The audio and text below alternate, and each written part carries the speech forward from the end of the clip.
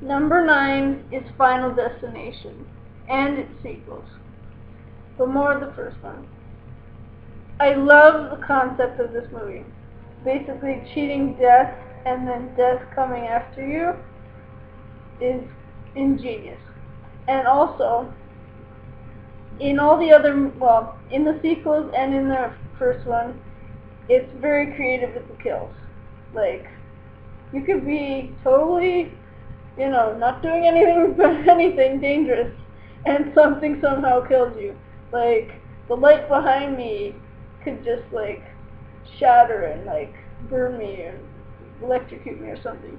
Like, that's what they would do if I was in that movie, or whatever. Like, something totally crazy happens to the people in these movies. Very creative with the kills, and more gory as the series went along. I also really love the one with the roller coaster as the kill. That is, they put things people are scared of doing, or things people don't like doing, or creep them out, and sort of use it. It's almost like a Nightmare on Elm Street type of let's use what you're scared of against you type of deal, which I like that. And they're pretty cool movies.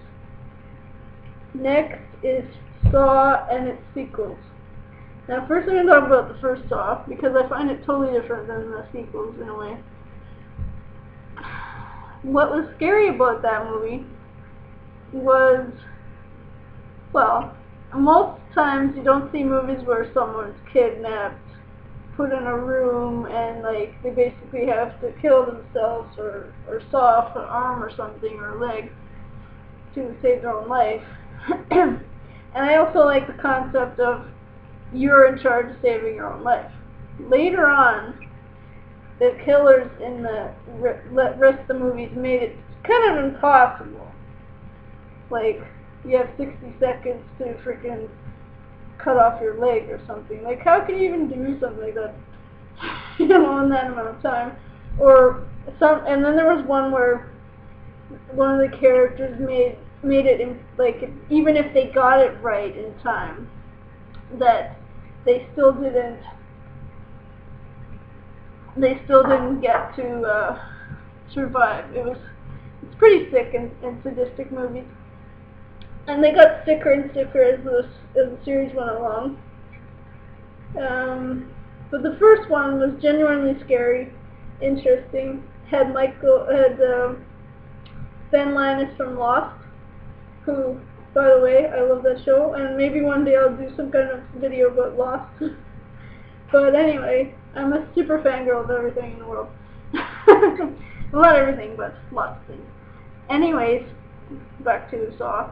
So, the character Jigsaw and the whole weird clown puppet thing that talks for him, and I don't know if that has a name, and like, it's a cool movie, and the series just kind of went a little overboard to me. Next is Carrie, number 7. I'm losing my voice, give me 1 second.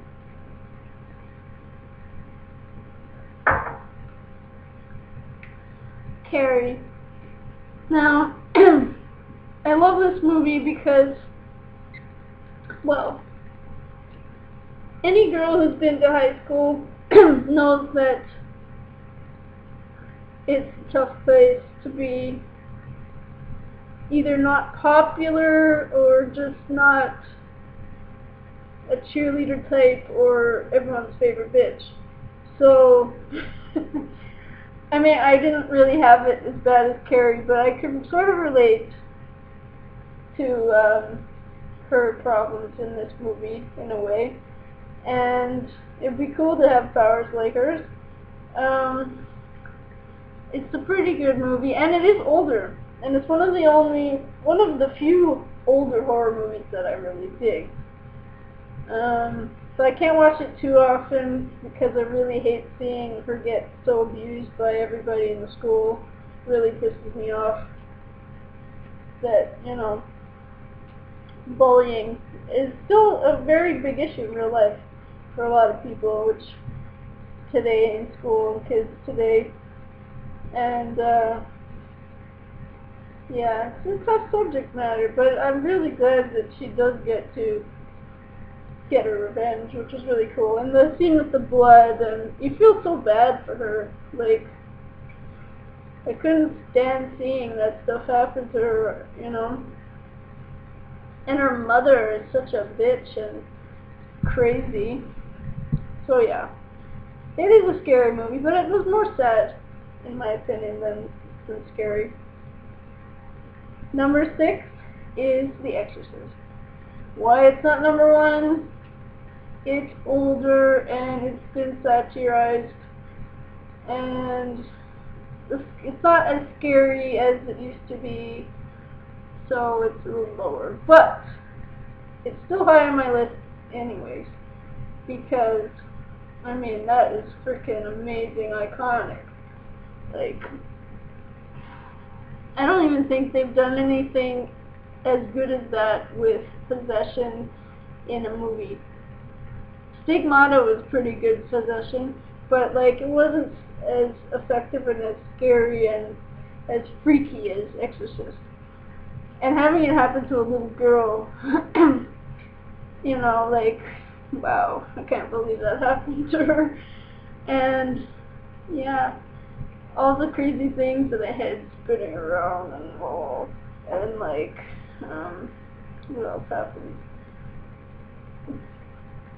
When she's like, well, I don't want to say it out loud, but stabbing herself with a crucifix, that's pretty disturbing. And when she starts talking scary like a devil, like evilly, and your mother, and your mother, you know, does this in hell, and blah, blah, blah. It's pretty freaky. I can see why it was so scary in its time. Number 5 is Halloween. Michael Myers. Now, I gotta talk about that. I've said in other videos that Jamie Lee Curtis is one of the best scream queens in horror, along with Neve Campbell and Heather Langenkamp. So they are all great scream queens, but I would say that Jamie Lee Curtis in Halloween as Laurie Strode is the first real good scream queen in slasher. To me. I'll say that to me, because I've had people say, oh, she isn't, or this one is, or that one is. But to me, she is.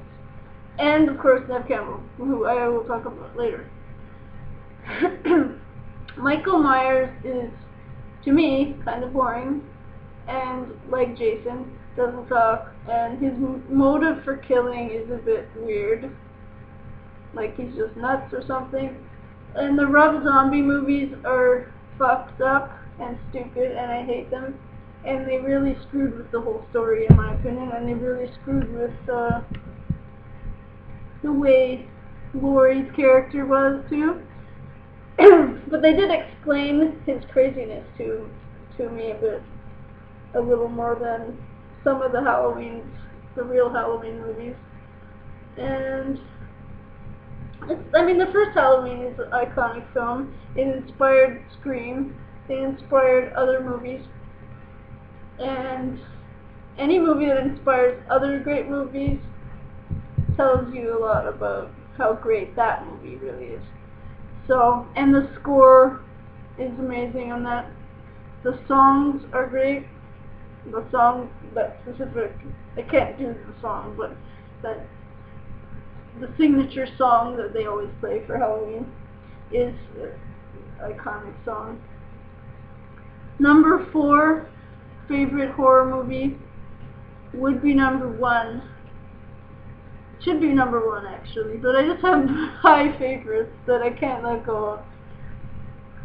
Number 4, sorry, is The Shining.